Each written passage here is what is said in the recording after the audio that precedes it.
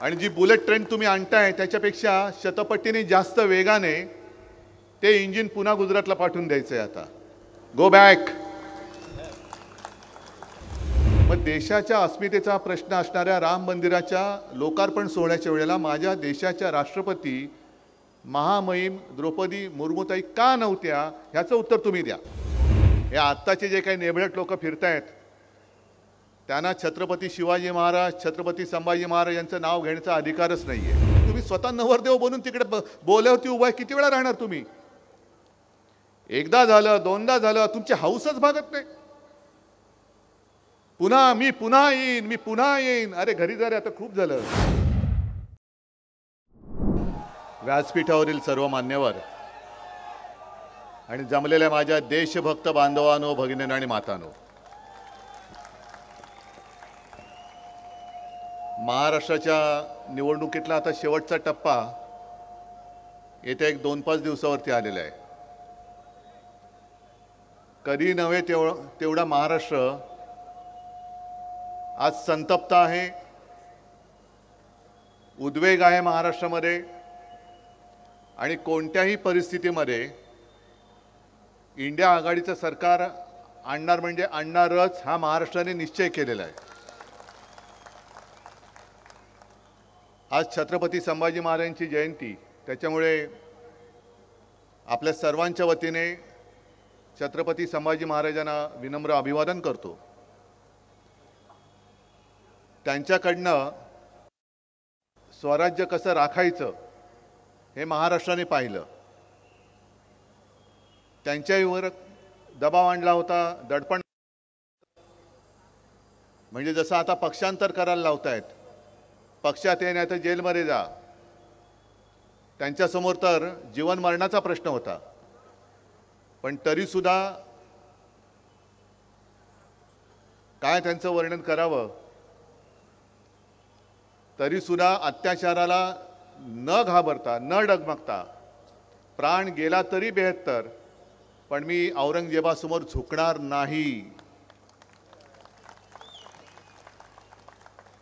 आणि त्यांनी तसं करून दाखवलं.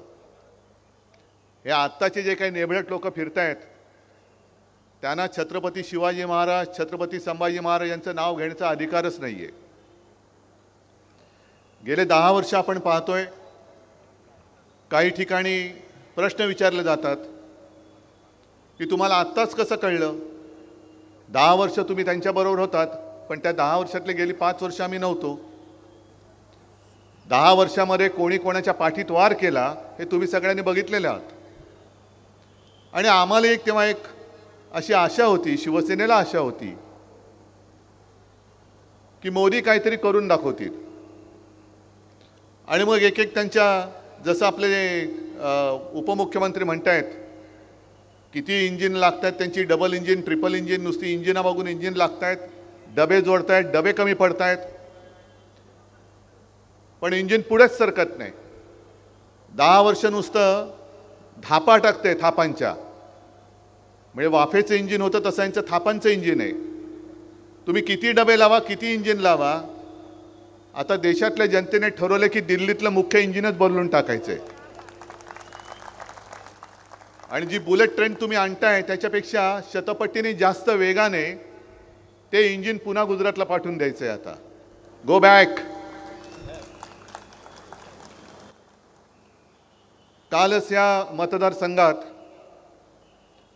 म्हणजे मला काय काय वेळेला दया येते, कीव येते की किती वेळा बोलायचं या लोकांना, तरी सुधरतच नाही. मागे सुद्धा पालघरमध्ये आलो होतो, कुठे आपली सभा होती, बोईसर. त्याच्या आदल्या दिवशी हेच काल आले होते ना भाकड जनता पक्षाचे नेते बेअकली, तेच परत आले होते. मी बेअकली एवढ्यासाठी म्हणालो कारण मी माझ्या सभेत बोललो होतो की यापुढे जो शिवसेनेला नकली म्हणेल तो बेअकली आहे. त्याच्यामुळे काल ते बोलले म्हणजे ते बेअकली आहेत. आणि ज्याला अक्कल असते त्याला एकदा सांगितलेलं कळतं, यांना कळतच नाही म्हणून हे बेअकली आहेत. मला काय काय प्रश्न विचारून गेले की उद्धव ठाकरे याच्यावरती बोलावं, उद्धव ठाकरेंनी त्याच्यावरती बोलावं. मी अमित शहाना सांगतोय, जे बोईसरच्या सभेत बोललो होतो तेच परत सांगतोय की तुम्हाला जरा जरी अक्कल असेल तर माझ्याबरोबर व्यासपीठावरती या आणि कुठे म्हणाल तिकडे तुमच्याबरोबर मी चर्चा करायला तयार आहे. तुम्ही वाटेल ते प्रश्न विचारा, मी बोलायला तयार आहे. पण मी जे प्रश्न विचारेन त्याच्यावरती तुम्ही बोला. मध्ये त्यांनी मला प्रश्न विचारला होता की उद्धव ठाकरे राम मंदिरात गेले नाही, त्यांनी प्रभू श्रीरामाचा अपमान केला. अहो अमित शहाजी, तुम्ही मुहूर्त काढणारे कधीपासून झालात? तुम्ही सांगाल तो मुहूर्त मी मानायला मी काय तुमचा अंधभक्त नाहीये. तुमची पालखी उचलायला मी काय अंधभक्त नाहीये. मी स्वतः मुख्यमंत्री होण्याच्या आधी आणि मुख्यमंत्री झाल्यानंतर अयोध्येला जाऊन राम मंदिराचं, राम लल्लाचं दर्शन घेऊन आलेलो आहे. आणि मला तुम्ही प्रश्न विचारता राम मंदिरामध्ये उद्धव ठाकरे अजून का गेले नाहीत, त्या सोहळ्याला का? मी कुठे होतो आपण सगळ्यांनी बघितले, काळाराम मंदिरात गेलो होतो. पण अमित शहाजी, मला तुम्हाला प्रश्न विचारायचा आहे, त्यावेळेला तुम्ही सगळी भाऊ गर्दी अशी जमवली होती, सगळे बॉलिवूडचे कलाकार होते, त्याच्यामध्ये काही तुमचे आता नवी सोबती भ्रष्टाचारी ते पण होते. माझ्या देशाची अस्मिता असं ते तुम्ही मोठं मंदिर उभं केलं. तुम्ही नाही केलं, कोर्टाच्या निकालाने ते झालं, पण श्रेय तुम्ही उपटायला गेलात. मग देशाच्या अस्मितेचा प्रश्न असणाऱ्या राम मंदिराच्या लोकार्पण सोहळ्याच्या वेळेला माझ्या देशाच्या राष्ट्रपती महामहिम द्रौपदी मुर्मूताई का नव्हत्या, ह्याचं उत्तर तुम्ही द्या. का मुर्मूबाईंना, त्या आपल्या महामहिम राष्ट्रपतींना तुम्ही गाभाऱ्यामध्ये का घेऊन गेला नाहीत? आदिवासी आहेत म्हणून. आणि याच तुमच्या बुरसटलेल्या गोमूत्रधारी मानसिकतेविरुद्ध महामानव डॉक्टर बाबासाहेब आंबेडकरांनी लढा दिला होता. त्याच काळाराम मंदिरात तुम्ही तिथे जेव्हा तुमच्यावरती कॅमेरा ठेवून, म्हणजे मोदीजींवरती कॅमेरा ठेवून राम राम राम राम करत बसला होता, तेव्हा मी त्या काळाराम मंदिरात गेलो होतो. हे काय तुम्हाला माहिती नाही? ठीक आहे, मला जास्त काय त्यांच्यावरती बोलण्यासारखं आहे असं काय वाटत नाही. पण मोदी आणि शहा दोघांनाही मला सांगायचं आहे की तुम्ही देशभर फिरता आहात, महाराष्ट्रामध्ये फिरता आहात, तुम्हाला जरा जरी काही संवेदना आहेत का? कारण तुम्ही आता जे काय मतांची भीक मागत सगळीकडे फिरताय, तुमच्या दिमतीला सगळं काही आहे. जनतेच्या पैशातून सगळ्या ज्या काय सोयी सुविधा आहेत, मग कदाचित एअरफोर्सची विमान आहेत, हेलिकॉप्टर्स आहेत, सगळ्या तुमच्या बुलेट प्रूफ गाड्या, जॅमर, जिथे जिथे मोदी जातात तिकडे एअरफील्ड बंद करून टाकतात. सर्वसामान्य माणसांना जाता येत नाही तिकडे. जिथे सभा असते तिथे पूर्ण, म्हणजे पुण्यात सभा झाली, जणू काही लष्कराची छावणी असावी अशा पद्धतीने बंदोबस्त लावला होता. आणि असं सगळं छान शोकी करून तुम्ही मतांची भीक मागता. आणि ज्यांच्याकडे भीक मागता तुम्ही त्यांचा कधी विचार केलाय? आता तुम्ही तुमचे जे काही जोडे झिजतच नाही म्हणा, पण जेव्हा माझा शिकलेला तरुण किंवा तरुणी रोजगारासाठी सगळीकडे दारोदारी फिरत असतो, कोण देत नाही त्याला, मग तुम्ही मत मागितल्यानंतर आम्ही तुम्हाला मत देतो. 2 कोटी रोजगार तुम्ही देशाला देणार होतात, मग तीच माणसं तुमच्या त्या भूलथापांना भुलून त्यांनी तुम्हाला मतदान केलं होतं. आणि मग ते दारोदारी जेव्हा वणवण फिरतायत, त्यांची काय हालत होत असेल? त्यांच्या दिमतीला पोलीस, सैन्य, एअरफोर्सची विमानं नाही आहेत, गाड्या नाही आहेत. घरी गेल्यानंतर आई वडील विचारतात, काय रे नोकरी मिळाली का? नोकरी मिळत नाहीये. स्वतःचं घर कसं चालवायचं वय निघून चाललंय. 10 वर्ष गेली तुमच्या नादी लागून. म्हणजे त्यावेळेला जे 25 वर्षाची मुलं होती ती आज 35 वर्षाची झाली, तरी त्यांना नोकरी नाहीये. आणि तुमची एक टर्म झाली, दुसरी टर्म झाली, तिसरी टर्म झाली. किती वेळा तुम्हाला एक्सटेन्शन द्यायचं? एक तर तुम्ही कायमस्वरूपी रोजगार आणतच नाही आहात. कॉन्ट्रॅक्ट लेबर, सगळे कायदे त्याला काळे कायदे म्हणावे का लागतात हा प्रश्न तुम्ही विचारा स्वतःला. म्हणजे सगळ्यांना बाकीच्यांसाठी कॉन्ट्रॅक्ट लेबर, अग्निवीर 4 वर्षासाठी, म्हणजे त्याला 4 वर्ष झाल्यानंतर तो किती उत्तम काम करणारा असू दे, पण त्याचं कॉन्ट्रॅक्ट संपलं, तू जा, तुझी गरज नाही. म्हणजे कंत्राटी पद्धतीने संपूर्ण देशभर तुम्ही कामगार उपलब्ध करताय, ज्याच्या भविष्याचा काही तो वेधच घेऊ शकत नाही, मग तुमचं सुद्धा कॉन्ट्रॅक्ट आता रद्द का करू नये हा जनतेने प्रश्न तुम्हाला विचारला, तर उत्तर काय तुमच्याकडे? तुमची सुद्धा 5 वर्ष झाली, 5 वर्षानंतर एक्सटेन्शन, त्याच्यानंतर पुन्हा एक्सटेन्शन, किती? आणि माझ्यावरती तुम्ही टीका करता, पवार साहेबांवरती करता. मी म्हणे माझ्या मुलाला मुख्यमंत्री करायचंय म्हणून मी निवडणूक लढवत आहे, पवार साहेबांना सुप्रियाला करायचंय. अहो ठीक आहे, आम्ही आमच्या मुलांसाठी करतो, पण तुम्ही स्वतः नवरदेव बनून तिकडे बोल्यावरती उभा किती वेळा राहणार तुम्ही? एकदा झालं, दोनदा झालं, तुमची हौसच भागत नाही. मी पुन्हा येईन. अरे घरी जा रे, आता खूप झालं, घरी जा आता. मग स्वतःसाठी लढतायत, त्यांना लाज नाही वाटत. मग स्वतः पहिलं मोदीजी, तुम्ही घराणेशाहीवरती आरोप करता, मग पहिली तुम्ही खुर्ची सोडा ना. सोडा खुर्ची. नाही होणार मी पंतप्रधान, सांगा देशाला जर हिंमत असेल तर. होत तर नाहीच आहात तुम्ही, ते तर देशाने ठरवलंय. आणि आज त्यांनी जाऊन निवडणूक अर्ज भरला, मग पुन्हा जरा ते गहीवरून वगैरे त्यांना आलं असं म्हणतात. गहीवरून बरं येतं. आणि त्यांनी सांगितलं की 2014 में मुझे गंगा माँ ने बुलाया था और अब ऐसा लगता है कि गंगा माँ ने मुझे गोद ले लिया है. अच्छी बात है मोदी जी, बहुत अच्छी बात है. जिस गंगा माँ ने आपको बुलाया था, उसी गंगा माँ में कोरोना के समय में लाशें बह रही थी, तब माँ गंगा के आंसू आपको दिखाई नहीं दिए? वो मेरी गंगा माँ आक्रोश कर रही थी, ये क्या हो रहा है? काय तुम्हाला त्या गंगेमध्ये मृतदेह सोडण्यासाठी गंगा माँ ने बोलवलं होतं? इसलिए आपको बुलाया था माँ गंगा ने कि आओ आओ बेटा आओ और मेरी बहती धारा में लाशें छोड़ो, इसलिए आपको बुलाया था. तो संपूर्ण जो काय काळ होता, तिकडे तो हरिश्चंद्र घाट, जागा कमी पडत होती, चिता पेटल्या होत्या. आणि मग जागा कमी पडली म्हणून मृतदेह असे गंगेमध्ये सोडून दिले होते. त्याची सुद्धा चित्रीकरण झाले, फोटो आलेत. हे मोदी जी, आप शायद भूल गए होंगे, लेकिन गंगा माँ और देश की जनता नहीं भूली है.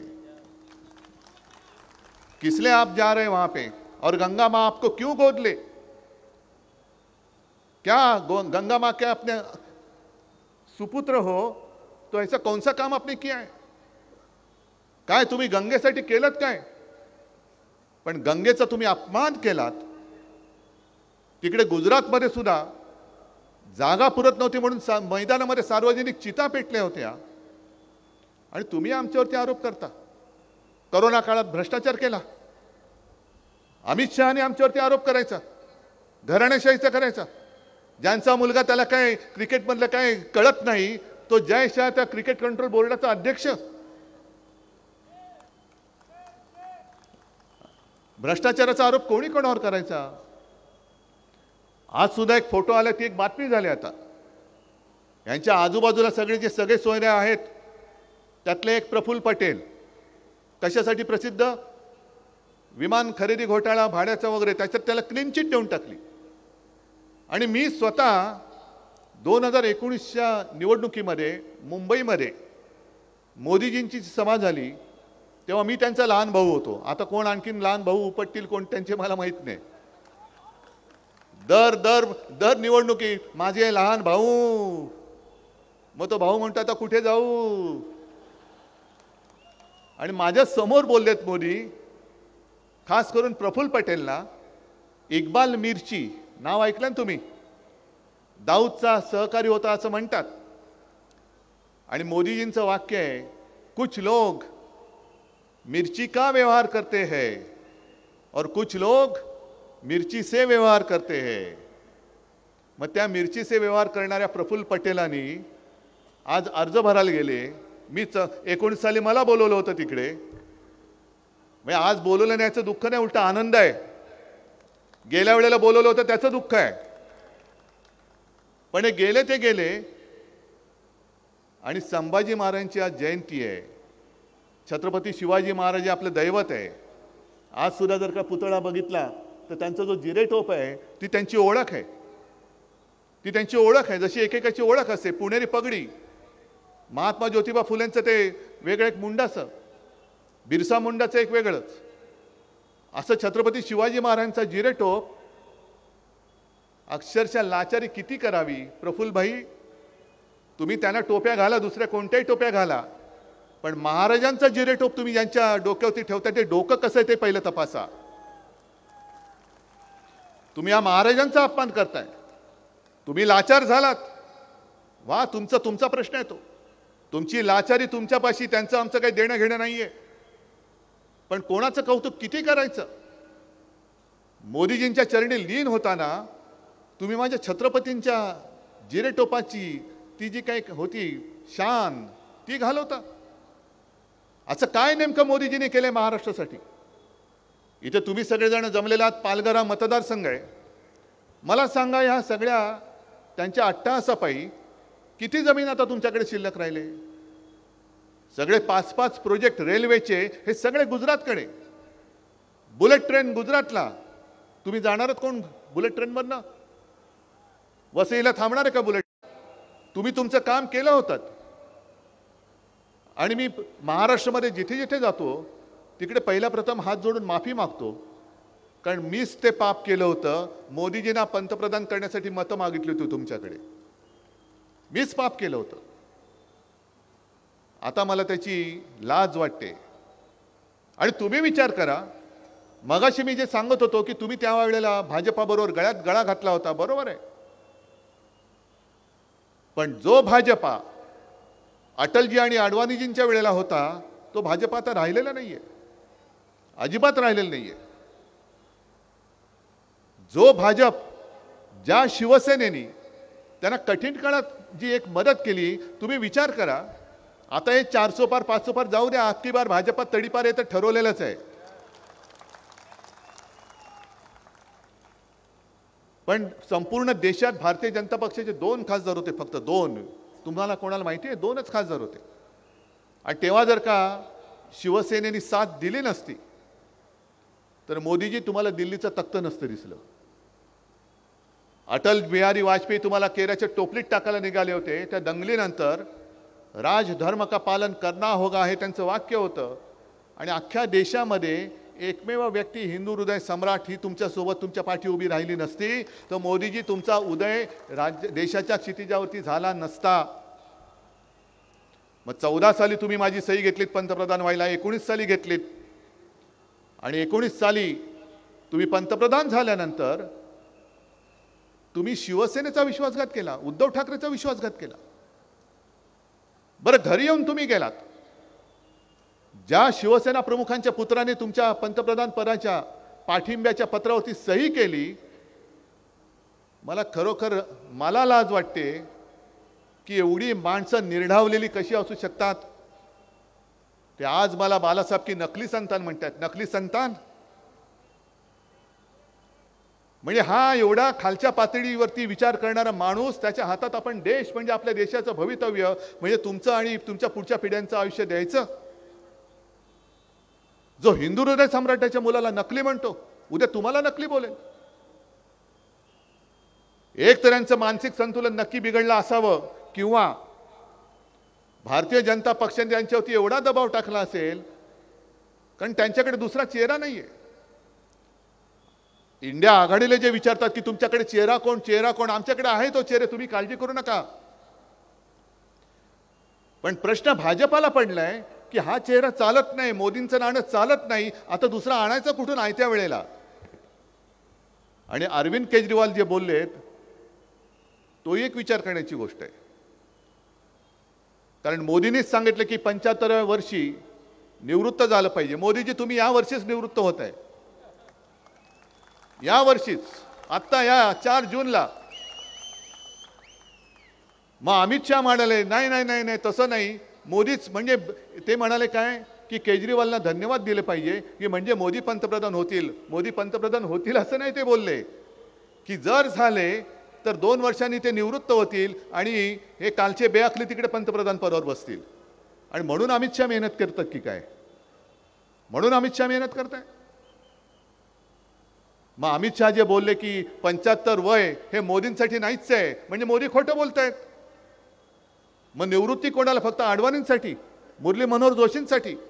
जे सगळे सुसंस्कृत चेहरे होते भाजपातले त्यांना तुम्ही 75व्या वर्षी निवृत्त करणार आणि मोदींसाठी निवृत्तीचं वय ठरलेलं नाही. म्हणजे स्वतःच्या पक्षात खोटं बोलतायत, देशाशी खोटं बोलतायत आणि पुन्हा मतं मागतायत. मी शिवसेनेचा जो वचननामा दिलेला आहे तो तुमच्यापर्यंत पोहोचला असेल. मी त्याच्यामध्ये भरमसाठ वचनं नाही दिलीत, मी एक 4-5च वचनं दिलेली आहेत. एक पहिलं वचन जे मी शपथ घेऊन तुम्हाला सांगतो की आपलं इंडिया आघाडीचं सरकार आल्यानंतर जे आपल्या महाराष्ट्राचं म्हणजे तुमचं हक्काचं, तुमची रोजीरोटी, जे वैभव मोदी आणि शहानी लुटून गुजरातला नेले ते मी पुन्हा महाराष्ट्रात आणून दाखवल्याशिवाय राहणार नाही. बघतो कोण आडवा येतो. आमचा गुजरातबद्दल आकस नाही, मी प्रत्येक सभेत सांगतोय. जे गुजरातच्या हक्काचं असेल ते जरूर आम्ही देऊ. आम्ही इंडिया आघाडीचं सरकार सुद्धा गुजरातला देऊ.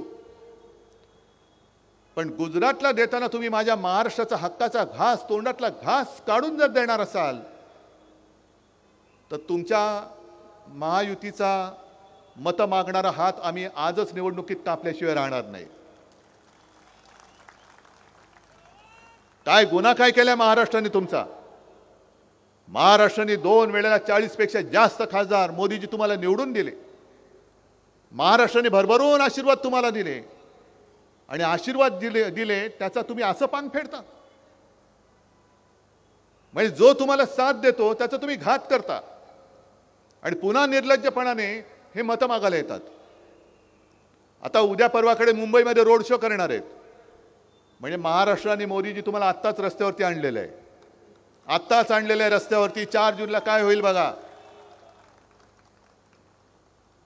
मी काल परवाकडे तिकडे गोवंडीच्या भागात गेलो होतो. गच्च भरलेली वस्ती आणि मी नुसतं एवढंच बोललो की प्रधानमंत्री जी आप इस रास्ते पे रोड शो करो. काय लोकांनी टाळ्या वाजवल्या. कारण त्याच्या पुढचं माझं वाक्य होतं की तुम्ही मन की बात जी करता ही जन की बात लोक राहतात कशी ती बघा. आता आपल्या फोनमध्ये सुद्धा यूट्यूब चॅनल येतात. त्याच्यामध्ये अनेक पत्रकार वेगवेगळ्या बातम्या आपल्यापर्यंत पोहोचवत असतात. आणि एक त्यांची जी योजना आहे प्रधानमंत्री आवास योजना, त्या योजनेचं बिंग त्यांनी फोडलेलं आहे. ते जे सांगतात ना एवढ्या कोटी लोकांना आम्ही घरं दिली, ती घरं प्रत्यक्षात आहेत कशी ते एका पत्रकार महिलेने फार उत्तम दाखवलेलं आहे. मला वाटतं रवीश कुमारांच्याच चॅनलवरती त्यांनी त्यांचं त्या महिला पत्रकाराचा व्हिडिओ टाकलेला आहे. बघा, जरूर बघा. म्हणजे घरं बांधलेत, कोणवाडे बांधलेले आहेत, बाहेरनं सगळं प्लास्टर वगैरे केले, आतमध्ये विटाच विटा आहेत नुसत्या, खिडकीच नाहीये. अनेक घरामध्ये पाणी नाहीये, वीज नाहीये.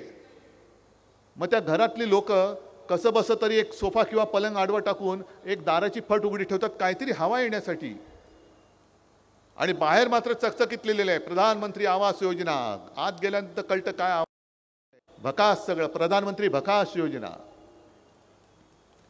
अशीच एक महिला, तिचा पण वेध एका महिला पत्रकाराने घेतला.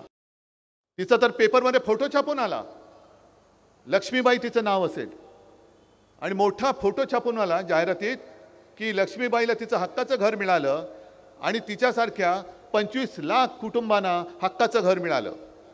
मग त्या महिलेने शोध घेतला, ते लक्ष्मीबाईला गाठलं आणि मग त्या बाईच्या घरात जाऊन विचारलं की लक्ष्मीबाई जी ये आपका घर है? हाँ मेरा घर है. तो ये प्रधानमंत्री आवास योजना में मिला है? तो बोले नहीं, ये तो मेरा किराए का घर है, 500 रुपया किराया देना पड़ता है.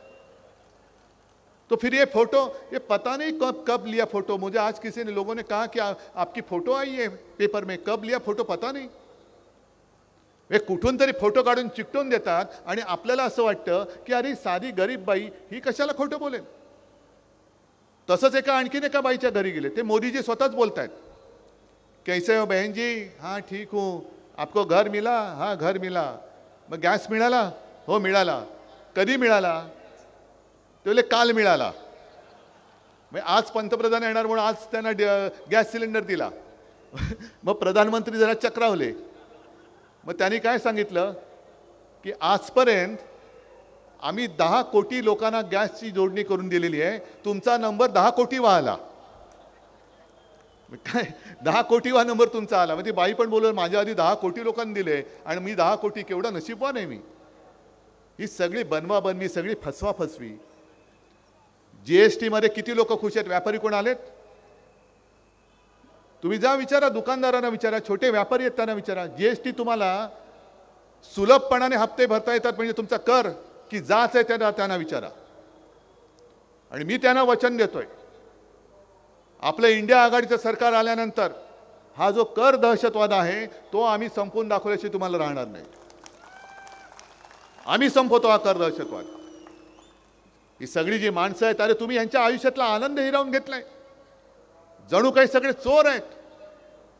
तुम्ही नोटबंदी केली होती आणि काय सांगितलं होतं की देशातला काळा पैसा आम्ही नष्ट करणार. आणि 4 दिवसापूर्वी सांगितलं, राहुलजींवरती त्याने आरोप केला. आश्चर्य म्हणजे अदानी अंबानीवरती त्याने आरोप केला. म्हणजे पुन्हा तेच, जे देतील साथ त्यांचा करीन मी घात. अदानी अंबानी से टेम्पो भर भर के कितना माल उठाया आपने बोलो. ओ मोदी जी, नोटबंदी करून किती वर्ष झाली? तुम्ही 100 दिवस मागितले होते, त्या 100 दिवसाचे जवळपास 3000 दिवस झाले.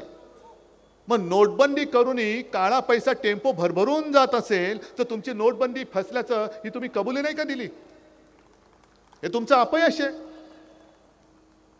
आणि त्या नोटबंदीमध्ये जे अनेक जण रांगेमध्ये मेले, ज्यांना त्रास झाला, त्याचं पाप कोणाकडे? आणि हे केवळ मी नाही बोलत, तर सर्वोच्च न्यायालयाच्या त्या महिला न्यायमूर्ती आहेत नागरत्ना, त्यांनी उघड उघड सांगितलंय की नोटबंदी हा काळा पैसा पांढरा करण्याचा एक मार्ग होता. मग त्या न्यायमूर्तीबाई बोलल्या आहेत, मोदीजी त्यांना उत्तर तुम्ही देताय? अमित शहाजी, मी नाही सांगत, त्या न्यायमूर्ती बोलतायत, द्या त्यांना उत्तर. तुम्ही आमचा घोटाळा काढताय ना, कोरोना काळातला. काय आम्ही घोटाळा केलाय? पण त्याच कोरोना काळामध्ये तुम्ही तो पीएम केअर फंड काढलात आणि लाखो कोटी रुपये जमवले. त्याचा हिशोब द्या पहिला. म्हणजे स्वतःचं ठेवायचं झाकून आणि दुसरीकडे उगाच पाहायचं वाकून. काय अधिकार आहे तुम्हाला? एक तर तुम्ही गंगेमध्ये प्रेत सोडलीत, पीएम केअर फंडाच्या नावाने लाखो कोटी रुपये जमवलेत, त्याची चौकशी नाही करायची, तो चौकशीच्या कक्षेच्या बाहेर आहे. मग त्या पीएम केअर फंडाचा नेमका बाप कोण आहे? पीएमचा अर्थ काय? आणि प्रधानमंत्री त्याचे जर का अध्यक्ष किंवा त्यांच्या हातात तो नसेल तर 5 जून नंतर त्या फंडाचं होणार काय? तो कोणाच्या हातात जाणार? या सगळ्या थापा आपण नुसतं ऐकत ऐकत ऐकत ऐकत सहन करत चाललेलो आहोत. आणि आता तर कहर झाला.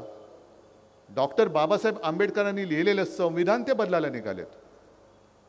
आणि हे माझ्या मनातलं स्वप्न नाहीये. भारतीय जनता पक्षाचेच माजी आमदार, माजी खासदार, काही आत्ताचे आमदार, काही माजी मंत्री, कर्नाटकातले ते हेगडे, राजस्थानमधले त्यांचे कोणतरी, ते बोलतायत आम्हाला संविधान बदलायचे म्हणून 400 पार पाहिजे. का बदलायचे संविधान? काय असं त्याच्यामध्ये काय चूक आहे? हा तुमच्या मनातला जो आकस आहे तो संविधानाबद्दल काय? कारण पुन्हा महाराष्ट्राबद्दलचा जो आकस, द्वेष, हाच त्याच्यामध्ये दिसतोय.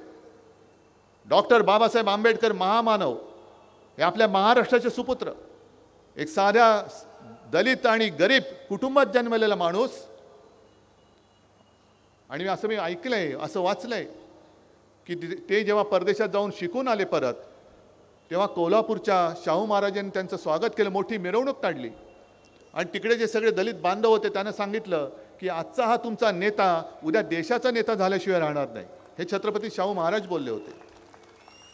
एवढा त्याला दिलदारी लागते, एक मनाचं मोठेपण लागतं की दुसऱ्याचं मोठेपण मान्य करणं, एवढी दिलदारी लागते.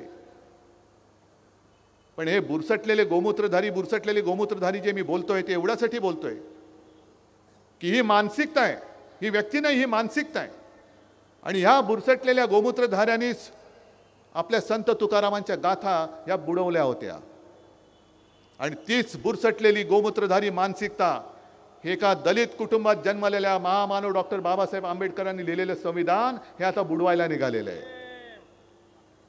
आणि बघत बसायचं आदिवासींचे काय हक्क राहतील, दलितांचे काय हक्क राहतील.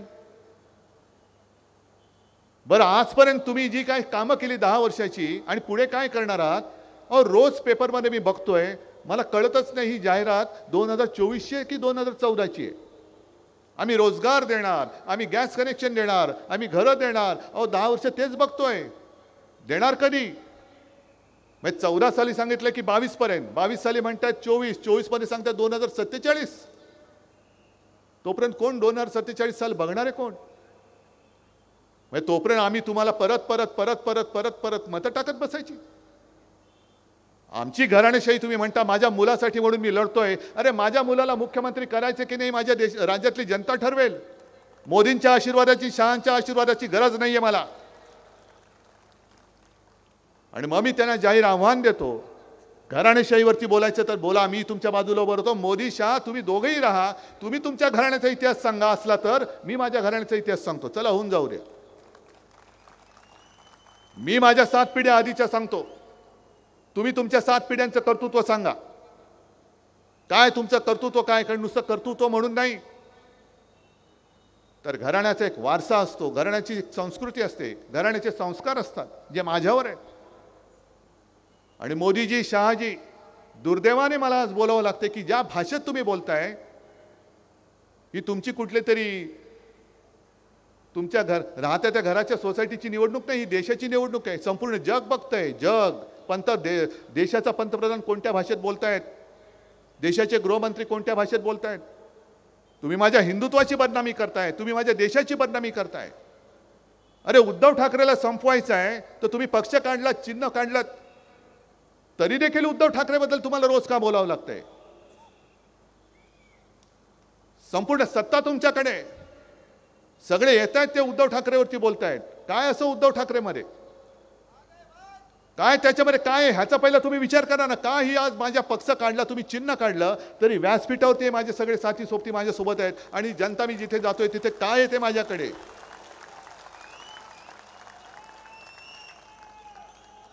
आणि तुमच्याकडे सगळं काही आहे. पंतप्रधान पद, गृहमंत्रीपद, सगळा लवाजमा आहे. अरे, साधा आम्ही जायचं म्हटलं तर आमच्या एस्कॉर्टच्या गाडीवरचे दिवे काढले, तुम्ही काढा ना. त्या दिव्यामुळे आमचा प्रकाश नाहीये. तुम्हाला सत्तेचा दिवा, कारण तुमचा प्रकाश नाहीये म्हणून तुमच्या गाडीवरती दिवा लागतो. प्रधानमंत्र्यांच्या ताफ्यामधल्या दिवे काढत, प्रधानमंत्र्यांचे विमान इकडनं तिकडनं जाताना आता उद्या येणार आहेत का परवा येणार आहेत, बघा मुंबईचा एअरपोर्ट बंद करतात की नाही. ही सगळी मस्ती तुम्ही करताय. प्रधान सेवक जर असाल तर ट्रेननी फिरा ना. सोयी सगळ्या प्रधानमंत्र्याच्या आणि ढोंग गाण्याचं सेवकाचं. म्हणजे शिवसेना प्रमुख बोलायचे की जेव्हा देशाची निवडणूक येईल तेव्हा पंतप्रधानांनी राजीनामा दिला पाहिजे, राष्ट्रपती राजवट लागू केली पाहिजे, कोणी पंतप्रधान असता कामा नये, राज्याची निवडणूक लागेल तेव्हा मुख्यमंत्र्यांनी राजीनामा दिला पाहिजे. कारण पंतप्रधान हा देशाचा असतो, पंतप्रधान हा पक्षाचा असू शकत नाही. तुम्ही पक्षाचे नेते असाल पण पक्षाचे पंतप्रधान असू शकत नाही. आणि जर पंतप्रधान एका पक्षाचा प्रचार करत असतील त्यांच्या, तर माझ्या भारतीताईच्या प्रचाराला पंतप्रधान माझ्या देशाचा का येत नाही? का आम्ही तुम्ही सांगता त्याच्यावर विश्वास ठेवायचा आणि आम्ही सांगतो त्याच्यावरती विश्वास नाही ठेवायचा? हे सांगणारे तुम्ही कोण? तुम्ही पंतप्रधान म्हणून प्रचार करू कसा शकता? याला खरं आपला आक्षेप असला पाहिजे. आणि साहजिकच आहे, ज्या वेळेला आमच्याकडे तर काहीच नाहीये, माझ्याकडे पक्ष नाही, चिन्ह नाही, सगळ्यांनी हरामखोरीपणा करून, सगळ्या शासकीय यंत्रणांचा दुरुपयोग करून हे सगळं खेचून घेतलं. तुम्ही विचार करायला उद्धव ठाकरे बोलतोय पण याला देऊ कसं शकेल? ह्याच्याकडे काही नाहीये. आणि बाजूला मोदी बोलतायत, हे तर पंतप्रधान आहेत. मग समान नागरी कायदा नंतरचा नंतर बघू, पहिला आत्ता जो कायदा तो सगळ्यांना समान का नाही लावत? कायदा पुढे सगळे सारखे असतील तर ज्या सोयी सुविधा मला मिळत आहेत, ज्या अडचणी मला मिळत आहेत, मला येत आहेत, त्याच अडीअडचणी आणि त्याच सोयी सुविधा मोदी आणि शहाना सुद्धा तशाच मिळाल्या पाहिजेत. मोदी आणि शहानी सुद्धा देशाचे गृहमंत्री आणि देशाचे पंतप्रधान म्हणून भाकड जनता पक्षाचा प्रचार करता कामा नये. तुम्ही देशाचे पंतप्रधान आहात, आहेत ना तुमचे अध्यक्ष वगैरे, त्यांचा करा ना नड्डा टाईट आणि फिरवा त्यांना. पण हे सगळं नासून टाकलेलं राजकारण, पक्ष फोडतायत, कुटुंब फोडतायत. बरं, एवढं करून सुद्धा तुम्ही उद्धव ठाकरेला घाबरता, हे मान्य का नाही करत?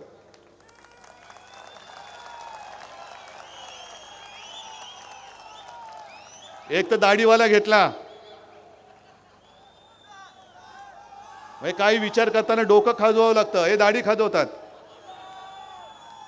गद्दार तर आहेतच, आणि यांना जे लिहून दिलं जातं तेवढंच ते फक्त कणून कणून बोलतात. मला आश्चर्य एका गोष्टीचं वाटतं की मुझफ्फरजी, मला वाटतं याच भागामध्ये त्यांचं कुठलं ते रामभाऊ माळगी प्रबोधिनी आहे ना, रामभाऊ माळगी प्रबोधिनी, एक आदर होता मला त्याच्याबद्दल. कारण त्याच्यामध्ये तेव्हा प्रमोद महाजन ते बघायचे, आता कोण बघतं माहिती नाही आहे. मग तिकड्यांची चिंतन शिबिरं व्हायची, संस्कार शिबिरं व्हायची. काय केलेत संस्कार तुम्ही? काय कसलं चिंतन केलं? आणि मग ती सगळी संस्कार केलेली माणसं ही कुठे गडप झाली? का तुम्हाला सभेला सुद्धा भाड्याने माणसं आणावं लागतात? पार्टनर घ्यावे लागतात? का तुम्हाला मैदानं सुद्धा भाड्याच्या माणसांकडनं बुक करावी लागतात? मग कसले संस्कार केले तुम्ही? रामभाऊंचं नाव तुम्ही का बदनाम करताय? नेमकं काय शिकवतात त्या रामभाऊ माळगीमध्ये? टाका तिकडे सुद्धा ईडी, इन्कम टॅक्स, सीबीआयचे धाडी टाका आणि नेमकं काय तिकडे शिकवतात ते बघा. मला काही वेळेला वाईट वाटतं की त्या संस्कारातनं तयार झालेली माणसं, त्यांच्याबद्दल मला आजही आदर आहे, पण त्यांच्यावरती आज जे सगळे भ्रष्टाचारी जमलेत त्यांच्या सतरंजा उचलण्याची वेळ आली. काय त्यांचं आयुष्य असेल? यासाठी केला होता अट्टहास, हा भाजप तुम्हाला अपेक्षित होता? हा राष्ट्रीय स्वयंसेवक संघ, त्यांना सुद्धा मला विचारायचे की ह्याच्यासाठी तुम्ही अट्टहास केला? अनेक संघ कार्यकर्ते मला माहिती आहेत जे अविवाहित राहिले. अनेक जणांनी आपल्या कुटुंबावरती निखारा ठेवला, पण संघाच्या कार्याला वाहून घेतलं. का? कारण देशाची सत्ता आली पाहिजे. आली, पण ती आलेली सत्ता तुम्ही नासवून टाकलीत. जे तुमच्या विचाराला साथ देऊन, सोबत देऊन तुमच्या बरोबर आले होते, त्यांना तुम्ही दुश्मन मानायला लागलात. जरा काही झालं, आता सांगण्यासारखं काही नाही, मग लाव हिंदू मुसलमान वाद, धर्माधर्मामध्ये भांडणं लावायची आणि मग स्वतःच्या पोळ्या भाजायचं. हे हिंदुत्व शिवसेनेचं नाही. हे हिंदुत्व मला माझ्या वडिलांनी किंवा माझ्या आजोबांनी शिकवलेलं नाहीये. आमचं हिंदुत्व हे हृदयात राम आणि हाताला काम देणारं हिंदुत्व आहे. घरातल्या चुली पेटवणारं आहे, घर पेटवणारं नाही. आणि म्हणून या पालघरमध्ये हा जो सगळा काही विभाग आहे, एका बाजूला आदिवासी आहेत, मच्छीमार आहेत. वाढवण बंदर तर मी होऊ देणारच नाही, मोरबे पण होऊ देणार नाही. आणि आता तिथल्या मच्छीमार सोसायट्यांना, त्यांना जे काय कर्ज लागतं त्याच्यावरनं ब्लॅकमेल करायचं चाललेलं आहे. घाबरू नका. हे झालं आज, आता किती 14 तारीख गेली, अजून फक्त 20 दिवस थांबा, मग बरोबर आहे ना. यांचं कर्ज जे आहे ना, हे व्याजासकट मी फेडून दाखवतो तुम्हाला. या भाजपचं कर्ज मी फेडून दाखवतो तुम्हाला.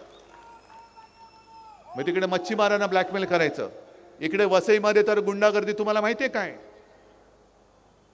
भाजप नेहमी काय करतं की एक उमेदवार नाही उभा करत, एक स्वतःचा देतं आणि एक दुसऱ्याची मतं फोडायला दुसरा कोणतरी उभं करतं आणि अशीच शिटी वाजते. मग आपल्याला वाटतं की हा त्यांच्या विरोधात आहे. आता मत नासवू नका. ही लढाई सरळ सरळ लोकशाही विरुद्ध हुकुमशाही अशी लढाई आहे. तुमच्या आयुष्याची लढाई आहे. तुमच्या भावी पिढ्यांसाठी आम्ही लढतोय. मी उद्धव ठाकरे म्हणून माझी लढाई नाही लढत, मी तुमची लढाई लढतोय. तुमच्यासाठी लढाई लढतोय. तुमच्या भरोशावरती लढाई लढतोय. तुमच्या जोरावरती आणि तुमच्या आशीर्वादावरती मी लढाई लढतोय. आणि याच्यामध्ये एक सुद्धा मत हे नाचता कामा नये. तुम्ही जर का विचार केला, प्रत्येक निवडणुकीत भाजप सत्तेवर जरूर आला, आपली साथ होती, आता ती गेलेली आहे. आणि भाजपाच्या विरोधातली मतं एकत्र केली तर भाजपचा पालापाचोळा होतो. आता तर आपली मतं सुद्धा त्यांच्यापासून तुटलेली आहेत. आता ही हुकुमशाही विरोधातली मतं ही घट्ट होऊन त्या घट्ट हातामध्ये मशाल पेटली पाहिजे. एक भारतीताई सारखी तुमच्यातलीच एक महिला, साधी महिला, आदिवासी, तुमच्या प्रश्नाची जाण असणारी, हा आवाज लोकसभेमध्ये उठलाच पाहिजे. तुमचा आवाज लोकसभेमध्ये जर कोणी तुमच्या व्यथानं वाचा फोडेल तर ती भारतीताई आहे. कारण आजपर्यंत आम्ही सुद्धा स्वीकारलं होतं, बाहेरून आलेलं पार्सल स्वीकारलं होतं. आता भाजपला सावरायला कोणीच नाहीये. म्हणून कोणाला तरी केलं उभं, पण आता चुकू नका. आणि मला विजय हा साधासुद्धा विजय नको, हुकुमशहाचं डिपॉझिट जप्त करून विजय पाहिजे.